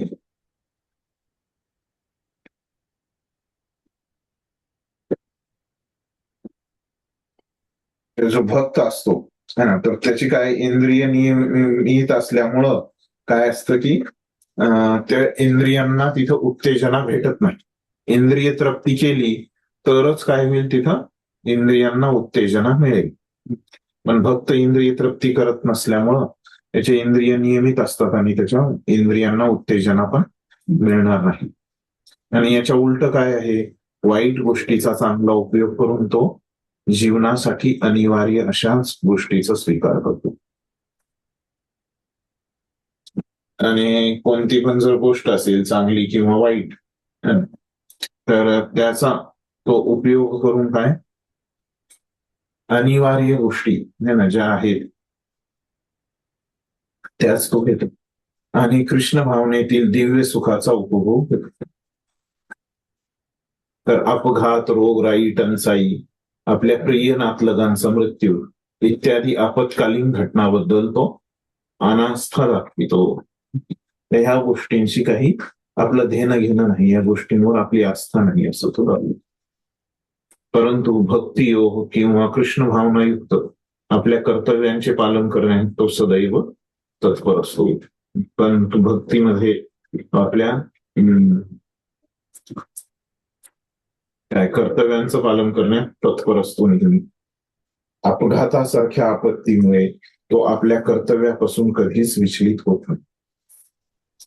तर अपघात वगैरे कोणत्याही प्रकारची जर आपत्ती असेल तर तो विचलित कधीच होत नाही. गीतेमध्ये सांगितले आहे की अगमा अपायिनो नित्यस्तां दीक्षसो भारत.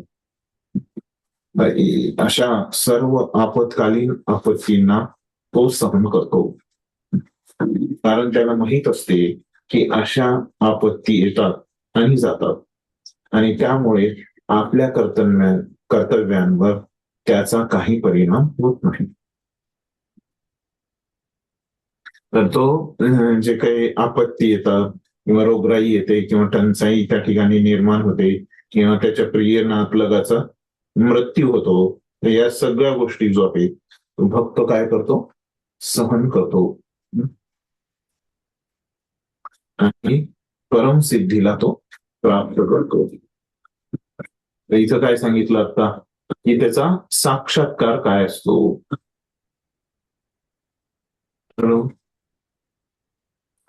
ज्याने पूर्णत्व प्राप्त केले अशा योग्याचा साक्षात्कार इथं 4 श्लोकामध्ये सांगण्यात आलेला आहे. तर मग आता भगवंतांनी इथं ही जी लक्षणं व्यक्त केलेली आहेत ही प्रगत योग्याची लक्षण. तर आता हा जो प्रगत योगी आहे तर तो काय काय काय पद्धतीचा वापर करतो आणि अशा ह्या प्रगत अवस्थेवर तो विराजमान होतो.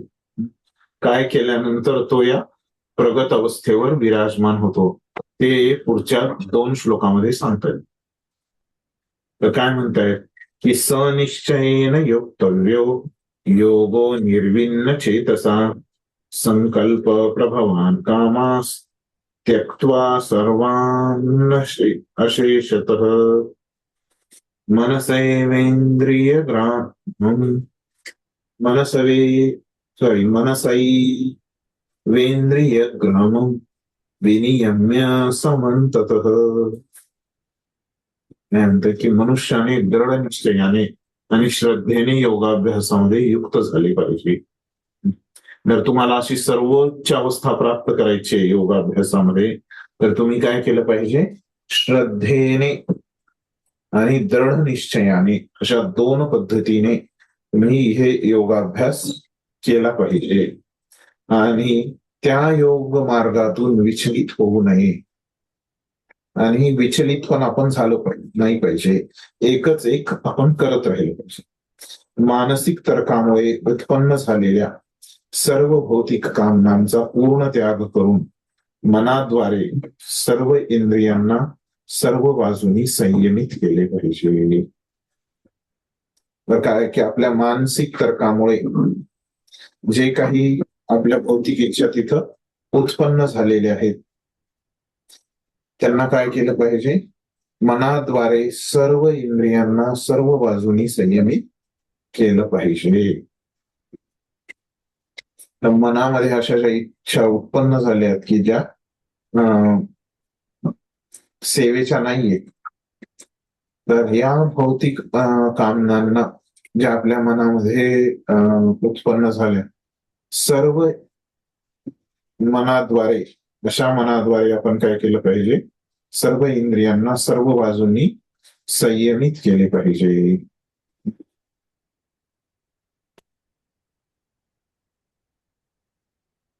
काय होईल? अशी पद्धत जर आपण केली तर आपण म्हणजे हा जो योगी आहे तो ये योगारूढ अवस्था प्राप्त करू शकतो, पूर्ण करू शकतो. भौतिक मनाद्वारे उत्पन्न झालेल्या भौतिक कामनांचा जर त्यांनी त्याग केला तर. ठीक आहे, वाचा एक पाणी तात्पर्य वाचा तुम्ही.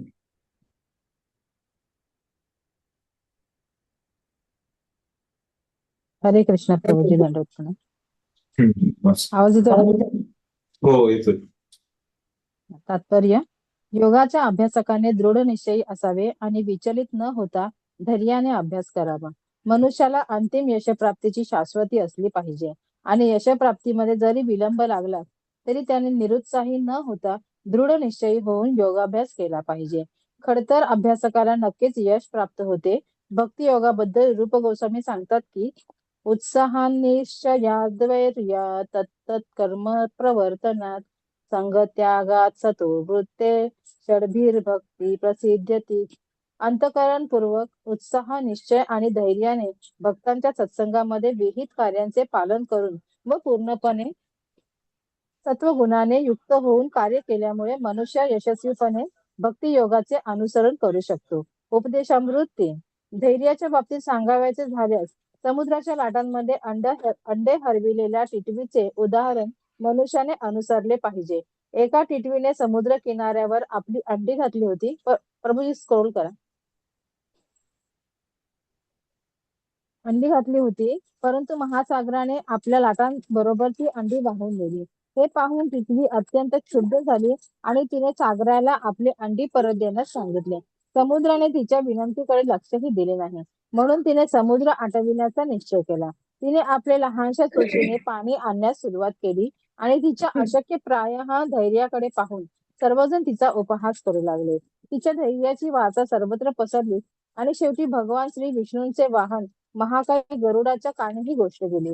त्याला आपल्या बहिणीबद्दल करुणा वाटली आणि म्हणून तो टिटवीला पाहण्यास आला. लहानशा टिटवीचे धैर्य पाहून गरुड तिच्यावर प्रसन्न झाला आणि त्याने टिटवीला मदत करण्याचे आश्वासन दिले. याप्रमाणे गरुडाने तत्काळ समुद्राला टिटवीची अंडी परत देण्यास सांगितले. अन्यथा तो स्वतः समुद्राला आडविण्याचे टिटवीचे काम पत्करील. यामुळे समुद्र भयभीत झाला आणि त्याने टिटवीची अंडी परत केली. अशा प्रकारे गरुडाच्या कृपेने टिटवी अतिशय आनंदी झाली.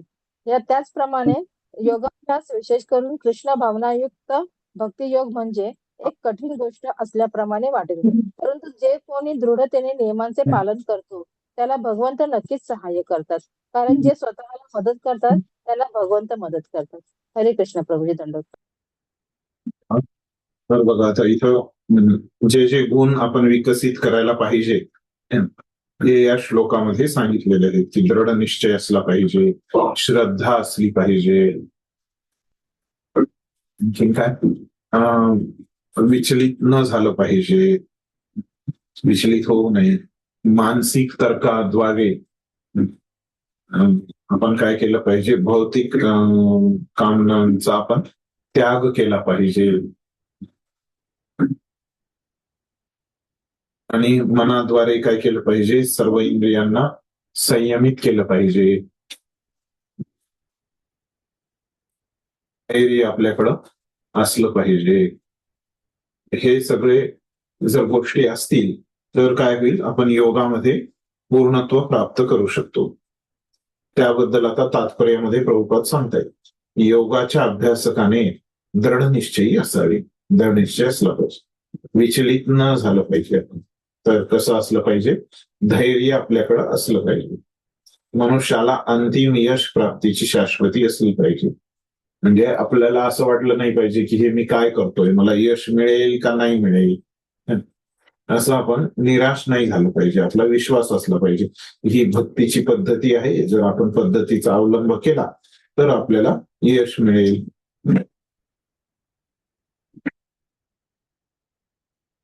आणि यश प्राप्तीमध्ये जरी विलंब लागला तरी त्याने निरुत्साही न होता दृढ निश्चयी होऊन योगाभ्यास केला पाहिजे. जरी हे वेळ लागला, थोडासा आपल्याला जास्त याचा अभ्यास करावा लागला योग पद्धतीचा, तर काय आपण निरुत्साही न होता आपण काय केलं पाहिजे, असा योगाभ्यास करतच राहिलं पाहिजे. तर खडतर अभ्यास जर आपण केला तर यश आपल्याला नक्कीच प्राप्त होते. तर भक्तियोगाबद्दल, भक्तियोग हे खडतर अभ्यास आहे, त्याच्याबद्दल रूप गोस्वामी सांगतायत की उत्साहा निश्चया धैर्या तत्तत्कर्म प्रवर्तनात संगत्यागात सतोवृत्ते षडभीर भक्ती प्रसिद्ध्यती. तर सांगतायत की अंतःकरणपूर्वक उत्साह, निश्चय आणि धैर्याने भक्तांच्या सत्संगामध्ये विहित कार्यांचे पालन करून व पूर्णपणे सत्वगुणाने युक्त होऊन कार्य केल्यामुळे मनुष्य यशस्वीपणे भक्तियोगाचे अनुसरण करू शकतो. हे जे सगळे गोष्टी इथं सांगितलेल्या आहेत, तर तसं हाच उल्लेख उपदेशामृत मध्ये पण करण्यात आलेला आहे. तर धैर्याच्या बाबतीत सांगायचे झाल्यास तर एका त्या टिटवीचं उदाहरण देता येईल. तसं तिनं धैर्य दाखवलं आणि शेवटी धैर्य दाखवल्यामुळं गरुडानं येऊन तिला मदत केली. हे सगळे जे गोष्टी आहेत इथं सांगितल्या, ह्यांची एक एक भूमिका आहे अष्टांग योगामध्ये पूर्ण सिद्धी प्राप्त करण्याची. त्याचप्रमाणे योगाभ्यास, विशेष करून कृष्ण भावनायुक्त भक्तियोग म्हणजे एक कठीण गोष्ट असल्यामुळे, परंतु जो कोणी दृढतेने नियमांचे पालन करतो त्याला भगवंत नक्कीच सहाय्य करतात, कारण जे स्वतःला मदत करतात त्यांना भगवंत मदत करतात. तर असं कोणी दृढ राहून या भक्तियोगाच्या मार्गावर जर कोणी दृढ राहिलं तर निश्चितच त्याला काय होणार आहे, यश प्राप्त होणार आहे. तो योग पद्धतीमध्ये पूर्णत्व तो प्राप्त करू शकणार आहे. तर आता हे योगाभ्यासाची जी पद्धती आहे त्याच्यामध्ये जे जे गुण आहेत ते इथं सांगितलेले आहेत. पुन्हा आणखीन काय काय अपेक्षित आहे आपल्याला या योगाभ्यासाची जी पद्धत आहे त्या पद्धतीमध्ये यश प्राप्त करण्यासाठी आणखीन आपल्याला काय आवश्यक आहे ते सांगतायत. शनै शनैर उपरमे हे शनै शनैर उपरमे बुद्ध्या धृती गृहीतया आत्मस्थं मनः कृत्वा न किंचिदपि चिंतयेत. तर हा योगाभ्यास आपण कसा केला पाहिजे, माग पण सांगितलं प्रभुपादांनी की एकाच दिवसात ह्या योगाभ्यासाचं फळ आपल्याला मिळणार नाहीये. तर हा योगाभ्यास आपण हळूहळू केला पाहिजे. शनै शनै हळूहळू क्रमशः दृढ विश्वासाने युक्त झालेल्या बुद्धीद्वारे समाधीमध्ये मनुष्याने स्थित झाले पाहिजे. हळूहळू काय केलं पाहिजे, आपण समाधीमध्ये स्थित झालं पाहिजे. याप्रमाणे मन केवळ आत्म्यावर स्थिर केले पाहिजे व इतर कशाचाही विचार करू नये. तर मन जे आहे ते पूर्णपणे आपण आत्म्यावर स्थिर केलेलं आहे. तेव्हाच आपल्याला या योग पद्धतीचं फळ मिळणार आहे. छोटासा आहे मी वाचतो. योग्य विश्वास आणि बुद्धीद्वारे मनुष्याने क्रमशः इंद्रियांच्या क्रियांचा लय केला पाहिजे. त्याला प्रत्याहार असे म्हणतात. तर आपला योग्य विश्वास, श्रद्धा आणि बुद्धी यांचा वापर करून आपण काय केलं पाहिजे, इंद्रिय तृप्तीचे जे कार्य आहे ते आपण जर थांबवले तर त्याला प्रत्याहार संपलेलं. तर दृढ विश्वास, ध्यान आणि इंद्रिय निग्रह याद्वारे मन संयमित करून मनाला समाधीस्थ करावे. मनाला आपण समाधीस्थ केलं पाहिजे. कसं केलं पाहिजे, तर दृढ विश्वास, ध्यान आणि इंद्रिय निग्रह यांच्या माध्यमातून. त्यावेळी देहात्मबुद्धीमुळे प्रभावित होण्याची शक्यता राहत नाही. तर अशा वेळी आपली जी इंद्रिय तृप्तीची इच्छा आहे, देहात्मबुद्धी आहे, त्यामुळे प्रभावित होण्याची शक्यता तिथं राहत नाही. दुसऱ्या शब्दात जर सांगायचं, सोप्या शब्दात, तर भौतिक शरीर असेपर्यंत जरी मनुष्याला भौतिक प्रकृतीशी संपर्क असला तरी त्याने इंद्रिय तृप्ती करण्याचा विचार करू नये. शरीर जोपर्यंत आहे तोपर्यंत आपला भौतिक प्रकृतीशी संबंध आहे, संपर्क आहे. तर तोपर्यंत आपण, जोपर्यंत इथं भौतिक जगतात आहोत तोपर्यंत आपण इंद्रिय तृप्तीचा विचार करू नये. परमात्म्याच्या आनंदाव्यतिरिक्त इतर कोणत्याही आनंदाचा त्याने विचार करू नये. परमात्म्याच्या आनंदाला सोडून दुसरा आपण विचार करू नये. कृष्ण भावनेच्या प्रत्यक्ष आचरणाने ही स्थिती सहजपणे प्राप्त होते. तर भक्तीचा जर अभ्यास केला आपण, कृष्ण भावनाचा जर अभ्यास केला तर ही स्थिती आपल्याला सहज प्राप्त होणार आहे.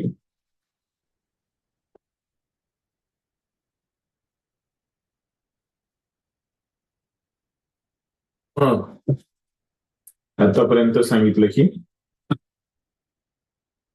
कसं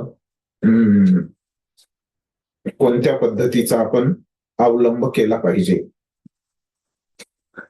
या योगामध्ये पूर्णत्व प्राप्त करण्यासाठी. हे या 24व्या आणि 25व्या श्लोकामध्ये सांगितलेलं आहे.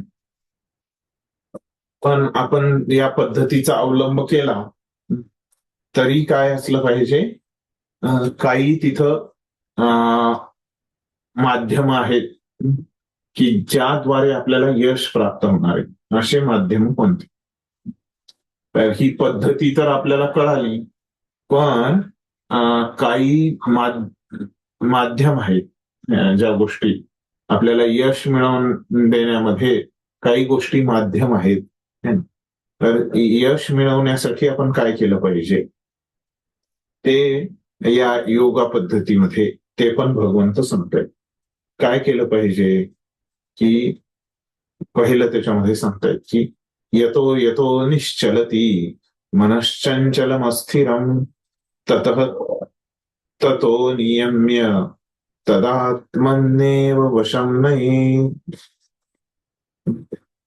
आपल्या चंचल आणि अस्थिर स्वभावामुळे मन जेथे जेथे भरकटते तेथून मनुष्याने ते खेचून घ्यावे आणि आत्म्याच्या नियंत्रणात आणावे. तर आपल्याला जर सिद्धी प्राप्त करायची आहे, योगाची पूर्णता प्राप्त करायची आहे, तर त्याच्यासाठी जे गोष्ट माध्यम आहे ते काय आहे की आपलं जे मन आहे चंचल आणि अस्थिर असल्यामुळं ते जिथं जिथं भरकटे, चंचल आणि अस्थिर असल्यामुळं तिथून आपल्याला त्याला खेचून आणायचं आहे आणि त्याला आत्म्याच्या नियंत्रणामध्ये लावायचं आहे. अशा प्रकारे हे जर कार्य केलं तर त्याच्यामधून काय होणार आहे, आपल्याला या माध्यमातून आपल्याला त्या ठिकाणी यश मिळणार आहे. तात्पर्य मी वाचतो, छोटच आहे, की मनाचा स्वभाव चंचल आणि अस्थिर आहे. मन कसं आहे, त्याचे 2 गुणधर्म आहेत. इथे चंचल आहे, एका जागी थांबत नाही, आणि अस्थिर आहे. तर त्याला आणखी दुसऱ्या भाषेत सांगितलेलं आहे. बघा, चंचल म्हणजेच एका जागीच थांबत नाही. मग अस्थिर म्हणजे काय आहे की ते खूपच स्थिर नाही है ना. त्याच्यामुळं हे असे 2 समानार्थी शब्द वापरले की खूप जास्त प्रमाणात आहे, त्याच्यामुळे असे 2 शब्द वापरले. नाहीतर हे समानार्थी शब्द आहेत. चंचल म्हटलं असतं तर त्याच्यात अस्थिर येऊनच जाईल, आणि ते मन एवढं एका जागी दुसऱ्या जागी पळतंय की त्याला असे 2 विशेषण इथं लावावी लागलेली आहेत, चंचल आणि अस्थिर. परंतु आत्मसाक्षात्कारी योगी व्यक्तीने मनाद्वारे वश न होता मनाला वश केले पाहिजे. पण जो आत्मसाक्षात्कारी योगी आहे त्याच्यासाठी हे नाही, बद्ध जीवानं म्हटला की माझं मन चंचल आहे किंवा अस्थिर आहे, तर ते तर आहेच, बद्ध जीवांचं आहे. पण काय आहे, बद्ध जीव मनाद्वारे वश झाला तर ठीक आहे, पण जो योगी आहे त्यांनी काय केलं पाहिजे, मनाला वश केलं पाहिजे. जो मनाला आणि इंद्रियांना संयमित करतो त्याला गोस्वामी किंवा स्वामी, तो असं मनाला नियंत्रित करणारा व्यक्ती आहे त्याला गोस्वामी आहे. आणि मनाचे ज्याच्यावर नियंत्रण आहे त्याला गोदास, आणि ज्या व्यक्तीला मन नियंत्रित करताय त्याला गोदास किंवा इंद्रियांचा दास असे म्हणतात. गोस्वामी व्यक्तीला इंद्रिय सुखाची पातळी माहीत असते. तर गोस्वाम्यांना माहिती असतं की इंद्रिय सुख आपल्याला त्याचा स्तर काय आहे, ते कधी केलं पाहिजे, ते कधी नाही केलं पाहिजे, हे सगळं गोस्वामींना माहीत असतं. दिव्य इंद्रिय सुखामध्ये इंद्रिये ही इंद्रियांची स्वामी ऋषिकेश श्रीकृष्ण यांच्या सेवेमध्ये युक्त असतात. तर हे जे दिव्य सुख आहे तर ह्याच्यामध्ये काय आहे, तर इंद्रिय हे इंद्रियांचे जे स्वामी आहेत श्रीकृष्ण त्यांच्या सेवेत म्हणजे भक्तीमध्ये लागलेले असतात. तर विशुद्ध इंद्रियांद्वारे केलेल्या श्रीकृष्णांच्या सेवेलाच कृष्ण भावना असे म्हणतात. तर अशा ह्या विशुद्ध इंद्रियांद्वारे जे आपण भगवंतांची सेवा करतो त्यालाच कृष्ण भावना म्हटलेलं आहे. इंद्रियांना पूर्णपणे नियंत्रित करण्याचा हाच मार्ग आहे. आपल्याला नियंत्रित करायची ती इंद्रिये, तर आपल्याला काय करावं लागेल, ते भगवंतांच्या सेवेत लावावं लागेल. अधिक काय सांगावे, योगाभ्यासाची हीच परमसिद्धी, तरच अशा व्यक्तीला यश प्राप्त होईल, सिद्धी प्राप्त होईल. तर आतापर्यंत आपण बघितलं की भगवंतांनी मनासाठी काय म्हटलेलं आहे की मन जे आहे की ते निश्चलती, ते एका जागी स्थित नसतं, पुन्हा चंचल आहे, ते पण एका जागी राहत नाही, आणि अस्थिरम, ते स्थिर नाहीये. तरी पण काय आहे की आपण आपल्या बुद्धीद्वारे, म्हणजे योगी जो आहे तो आपल्या बुद्धीद्वारे त्यांनी काय केलं पाहिजे, हे जे भौतिक आपले विचार करण्याची जी पद्धत आहे तिला नियंत्रित केलं पाहिजे. आणि त्याद्वारे काय आहे की त्या व्यक्तीने आपलं जो मन आहे तर तो इंद्रिय तृप्तीमध्ये लावणार नाही.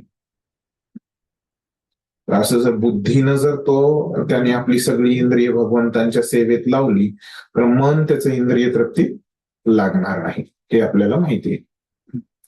आणि त्यांनी समजलं पाहिजे की त्याला माहित असलं पाहिजे की मनात जर आपण आहारी गेलो तर आपल्याला काहीच तिथं लाभ होणार नाही. त्याच्यामुळं मन आपण नियंत्रित ठेवणं हे आवश्यक आहे. आणि त्याच्यामुळं तो काय असला पाहिजे, व्यक्ती हा आत्म्यामध्ये स्थिर असला पाहिजे, नाही की आपल्या स्वतःच्याच विचारामध्ये. स्वतःबद्दलचे जे आपण विचार करतो ते कसे येतात, ते आपल्या मागची जी आपले कर्म आहेत त्याद्वारे असे हे आपले स्वतःबद्दलचे विचार येतात. पण त्याच्याऐवजी योग्यानी काय असलं पाहिजे, जे भगवंत आहेत ते ब्रह्मन रूपामध्ये, भगवान रूपामध्ये किंवा परमात्मा रूपामध्ये, तीनही रूपामध्ये कोणत्या पण रूपामध्ये असो, त्यांच्या विचारात आपण मग्न असलं पाहिजे असं सांगताय. पुढचा जो आहे की हे ब्रह्मभूत असतं असं पुढच्या श्लोकात आपल्याला कळेल. प्रशांत मनसंहेन्यम योगिनम सुखमुत्तमम उपैति शांत रजसम ब्रह्मभूत कल्मषम. ज्या योगी मनुष्याचे मन माझ्यावर स्थिर झाले आहे, ज्या योग्यांचं मन जे आहे ते भगवंतांवर स्थिर झालंय, त्याला निश्चितच दिव्य सुखाची परमावधी प्राप्त होते. अशा व्यक्तीला निश्चितच तिथं दिव्य सुखाचा तिथं एक संधी तिथं प्राप्त झालेली आहे, अवधी प्राप्त झालेली. तो रजोगुणाच्या पलीकडे असतो आणि असा व्यक्ती रजोगुणाच्या पलीकडे असतो. त्याला ब्रह्माशी असलेल्या गुणात्मक स्वरूपाचा साक्षात्कार होतो आणि अशा व्यक्तीला आपण ब्रह्मासोबत एकच आहोत आणि तो पूर्व कर्मफलापासून मुक्त होतो असा व्यक्ती. तर जो ब्रह्मभूत स्तरावर असा अनुभव घेतो तो, तर तात्पर्य छोटच आहे. भौतिक दोषातून मुक्त होणे आणि भगवंतांच्या दिव्य सेवेमध्ये स्थित होणे म्हणजे ब्रह्मभूत अवस्था. ब्रह्मभूत अवस्था म्हणजे काय, तर 3 गुणापासून मुक्त होणे आणि भगवंतांच्या सेवेत लागणे म्हणजे ब्रह्मभूत अवस्था. मद्भक्तीम लभते पराम. जोपर्यंत मनुष्याचे मन भगवंतांच्या चरण कमलावर स्थित होत नाही तोपर्यंत तो ब्रह्मभूत अवस्थेमध्ये राहू शकत नाही. जोपर्यंत व्यक्तीचं जे मन आहे ते भगवंतांवर स्थिर होत नाही तोपर्यंत तो काय आहे, ब्रह्मभूत अवस्थेत राहू शकत नाही. सवे मन कृष्ण पदार निंदयो. आताच आपण हे श्लोक बघितलेले आहे. भगवंतांच्या दिव्य प्रेममयी सेवेमध्ये निरंतर युक्त राहणे, जसं अमरीश महाराज राहिले होते. म्हणजेच काय आहे, तेव्हाच आपण या दोषातून मुक्त होऊ शकतो, रजोगुणातून मुक्त होऊ शकतो. तर जे काही हे जे चुकीच्या पद्धती आहेत, इंद्रिय तृप्ती वगैरे, यांच्यापासून जर आपल्याला मुक्त व्हायचंय तर नेहमी आपल्याला भक्तीमध्ये राहणं आवश्यक आहे. तर मग हे झालं की तर आता हे योगामध्ये जे पूर्णत्व असतं ते काय असतं ते पुढं आता सांगता येते. पूर्णत्व प्राप्त केलेला व्यक्ती असं आपण म्हटलं, आणि असा व्यक्ती कसं समजायचं त्यानं पूर्णत्व प्राप्त केलं, तर त्याची लक्षणं सांगतात. युञ्जनेव सदात्मानं योगी विगत कल्मषः सुखेन ब्रह्म संस्पर्शम अत्यंतम सुखमश्नुते. याप्रमाणे योगाभ्यासामध्ये निरंतर युक्त असलेला योगी सर्व भौतिक दोषांतून मुक्त होतो. तर ह्याच्यामध्ये काही दोष राहत नाहीत. योगामध्ये पूर्णत्व ज्यानं प्राप्त केलंय त्याच्यामध्ये काही दोष नाहीयेत आणि भगवंतांच्या दिव्य प्रेममयी सेवेमध्ये परिपूर्ण सुखाच्या परमोच्च अवस्थेची प्राप्ती करतो.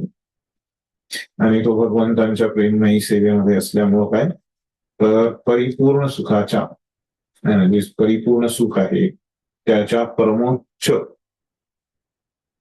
अवस्थेची तो प्राप्ती करतो. तर तात्पर्य सांगतोय, आत्मसाक्षात्कार म्हणजे भगवंतांशी संबंधित आपले वैधानिक स्वरूप जाणणे होय. भगवंतांशी संबंधित आपलं जे वैधानिक रूप आहे तर ते जाणणं. तर जीव हा भगवंतांचा अंश आहे आणि भगवंतांची दिव्य सेवा करणं हेच त्याचे स्वरूप आहे. तर आत्मा हा परमात्म्याचा अंश आहे ना, आणि तो काय आहे, त्यांचा सेवक असल्यामुळं त्यांची सेवा करणं हेच त्याचं स्वरूप आहे. ब्रह्माशी असणाऱ्या या दिव्य संबंधालाच ब्रह्मसंस्पर्श म्हटलं जातं. तर वैधानिक स्वरूप काय आहे की आपण भगवंतांचे दास आहोत. दास हे ज्यांनी पूर्णत्व प्राप्त केलं त्या योग्याची समज असते. पुढे अजून हीच पूर्णत्व प्राप्त केलेल्या योग्याबद्दलच सांगतायत. सर्वभूतस्थम आत्मानं सर्वभूतानि चात्मनि ईक्षते योगयुक्तात्मा सर्वत्र समदर्शनः. वास्तविक योगी सर्व प्राणीत्रांमध्ये मला पाहतो.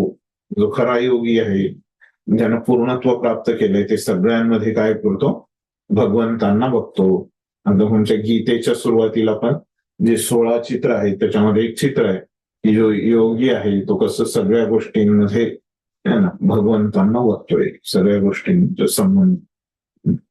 निसंदेह आत्मसाक्षात्कारी व्यक्ती मला सर्वत्र पाहते. तर हा जो आत्मसाक्षात्कारी व्यक्ती आहे भगवंतांना सर्वत्र पाहतो. कृष्ण भावनाभावित योगी हा परिपूर्ण द्रष्टा असतो. तर ज्याने हे कृष्ण भावनाभावित हा जो योगी आहे तो काय असतो, सगळ्या गोष्टी योग्य पद्धतीने तो बघू शकतो, परिपूर्ण द्रष्टा असतो. कारण तो परब्रह्म श्रीकृष्णांना परमात्मा रूपाने प्रत्येकाच्या हृदयात स्थित असल्याचे पाहतो. तर कृष्ण भावनाभावित जो योगी आहे तो काय आहे, योग्य पद्धतीने बघू शकतो, परिपूर्ण द्रष्टा असतो. कारण त्याचं कारण काय आहे, तो का बरं बघू शकतो, बाकीचे का नाही बघू शकत. तर कारण तो भगवंतांना जे परमात्मा रूप आहे तर त्याच्यामध्ये त्याचा साक्षात्कार पूर्ण झालेला आहे. त्याला पूर्णपणे परमात्म्याचा साक्षात्कार झालेला आहे.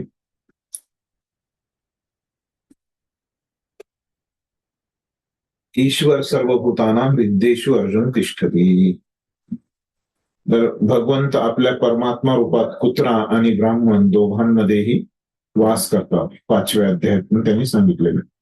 परिपूर्ण योगी जाणतो की भगवंत हे नित्य दिव्यच असतात आणि ते कुत्र्याप्रमाणे वास करो अथवा ब्राह्मणामध्ये वास करो, भौतिक प्रकृतीने ते प्रभावित होत नाहीत. तर ते कुठंही असो, जो भक्त आहे तो कुठल्याही योनीमध्ये असो,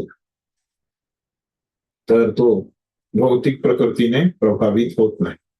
हीच भगवंतांची परम समदृष्टी होय. हीच भगवंतांची समदृष्टी आहे. स्वतंत्र आत्माही प्रत्येक हृदयामध्ये स्थित असतो. तर प्रत्येक जो जीव आहे तो हृदयात स्थित असतो, परंतु तो सर्वव्यापी असतो. आत्माला ह्या शरीरामधलं माहिती आहे पण सगळ्या शरीरातलं नाही माहिती. आत्मा आणि परमात्म्यामध्ये हाच भेद आहे. तर हेच अंतर आहे आत्मा आणि परमात्म्यामध्ये. जो वास्तविकपणे योगाभ्यास करीत नाही तो हे पाहू शकत नाही. जर तो योगाभ्यास नाही करत तर हे सगळ्या गोष्टी तो बघू शकत नाही. तर कृष्ण भावनाभावित मनुष्य हा श्रीकृष्णांना श्रद्धायुक्त आणि श्रद्धाहीन दोन्ही प्रकारच्या मनुष्यांमध्ये पाहू शकतो. तर जो कृष्ण भावनाभावित व्यक्ती आहे तर तो भगवान श्रीकृष्णांना तो सगळ्या गोष्टींमध्ये बघतो. तर कसं श्रद्धायुक्त लोकांमध्ये पण बघतो आणि श्रद्धाहीन लोकांमध्ये पण बघतो. तर प्रभुपादांनी कसं केलं, श्रद्धावान लोकांमध्ये तर आपण सगळेच बघू शकतो है ना. तर एक उदाहरण असं आहे की जेव्हा प्रभुपाद दिल्लीमध्ये काय करत होते, पुस्तक वितरण करत होते अमेरिकेमध्ये जाण्याच्या अगोदर. तर त्यावेळेस काय होतं की ते उन्हामध्ये पण पुस्तक वितरण करत होते आणि उन्हामध्ये खूप ऊन लागतं त्यांना. आणि ऊन लागल्यानंतर मग त्यांनी काय की त्या ठिकाणी चक्कर येऊन पडतात. आणि हे सगळे त्यांचे कष्ट बघून त्यांना एक व्यक्ती काय म्हणतो की तुम्ही असं हे छोटे छोटे कमी पेजेसवाले ग्रंथ छापण्याच्या ऐवजी असं एक एक पत्रिका तुम्ही वाटता है ना. तर त्यावेळेस प्रभुपाद पुस्तकं नव्हते लिहित, तर असं छोट्या छोट्या पत्रिका लिहायचे, लेख लिहायचे. तर तो व्यक्ती है ना, वृद्ध व्यक्ती, तो प्रभुपादांना काय म्हणतो की तुम्ही असं छोट्या छोट्या पत्रिका लिहिण्याच्या ऐवजी तुम्ही काय करा की ग्रंथ, या पत्रिकांना तुम्ही काय करा ग्रंथ रूपामध्ये लिहा. आता त्या व्यक्तीची भगवंतावर श्रद्धा खूपच कमी होती.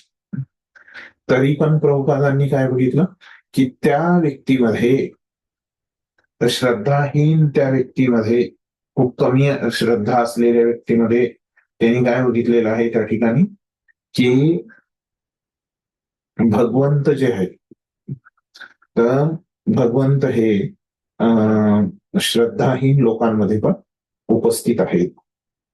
स्मृतीमध्ये याला पुढील प्रमाणे पुष्टी देण्यात आली आहे. आता तत्वाच्च मातृत्वाच्च आत्मा ही परमो हरी. भगवंत हे सर्व जीवांचे उगमस्थान असल्यामुळे ते पालन करतात आणि मातेप्रमाणे आहे. ज्याप्रमाणे माता सर्व मुलांशी समानतेने वागते, त्याचप्रमाणे परमपिता भगवंतही समानतेने वागतात. तर भगवंत हे सगळ्यांशी समान आहेत म्हणून परमात्मा प्रत्येक जीवामध्ये भगवंत सगळ्यांशी समान असल्यामुळं ते सगळ्यांच्या शरीरात राहतात. बाह्यतः सुद्धा प्रत्येक जीव भगवंतांच्या शक्तीमध्ये स्थित आहे. पण बाहेरून आपण बघितलं तर काय, प्रत्येक जीव जो आहे तो काय आहे, भगवंतांच्या शक्तीमध्ये स्थित आहे. 7व्या अध्यायामध्ये सांगितले जाईल की मुख्यतः भगवंतांच्या आध्यात्मिक किंवा परा, भौतिक किंवा अपरा या दोन्ही शक्ती आहेत. तर भगवंतांच्या 2 शक्ती आहेत, परा आणि अपरा. जीव जरी आध्यात्मिक शक्तीचे अंश असले तरी ते भौतिक शक्तीद्वारे बद्ध होतात. याप्रमाणे जीव हे सदैव भगवंतांच्या शक्तीतच स्थित असतात. तर जीव जरी शुद्ध असला, आध्यात्मिक असला, तरी काय आहे, भगवंतांच्या शक्तीमुळं तो बद्ध झालाय. पण हे भगवंताशी अवलंबून असल्याशी कोणत्या ना कोणत्या प्रकारे प्रत्येक जीव हा भगवंतांमध्ये स्थित असतो. तर प्रत्येकाचा भगवंतांशी संबंध असतोच. आपण सगळे भगवंतांमध्ये स्थित आहोत. योगी सर्वांकडे समदृष्टीने पाहतो, कारण त्याला माहित असते की सर्व जीव आपापल्या कर्मफळानुसार विविध अवस्थांमध्ये असले तरी ते सदा सर्वदा भगवंतांचे सेवकच असतात. जेव्हा जीव भौतिक शक्तीत असतात तेव्हा ते भौतिक इंद्रियांची सेवा करतात, आणि जेव्हा ते आध्यात्मिक शक्तीत असतात तेव्हा ते भगवंतांची प्रत्यक्ष सेवा करतात. जीव जे आहे तटस्थ असल्यामुळं कधी कधी काय होतं की अंतरंगा बहिरंगा असं त्यांचा प्रवास चालू असतो.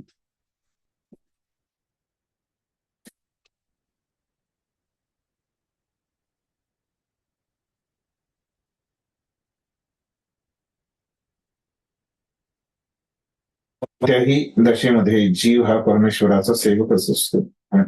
तो अंतरंग शक्तीत असे किंवा बहिरंग, तो नेहमी भगवंतांचा सेवकच आहे. ही समदृष्टी कृष्ण भावनाभावित व्यक्तीकडे पूर्णपणे असते. ही जी दृष्टी आहे बघण्याची, ती कृष्ण भावनाभावित व्यक्तीकडे किंवा ज्यांना पूर्णत्व प्राप्त केलंय अशा व्यक्तीकडे असते. वेळ झालेला आहे, तर आता आपण थांबूया इथं.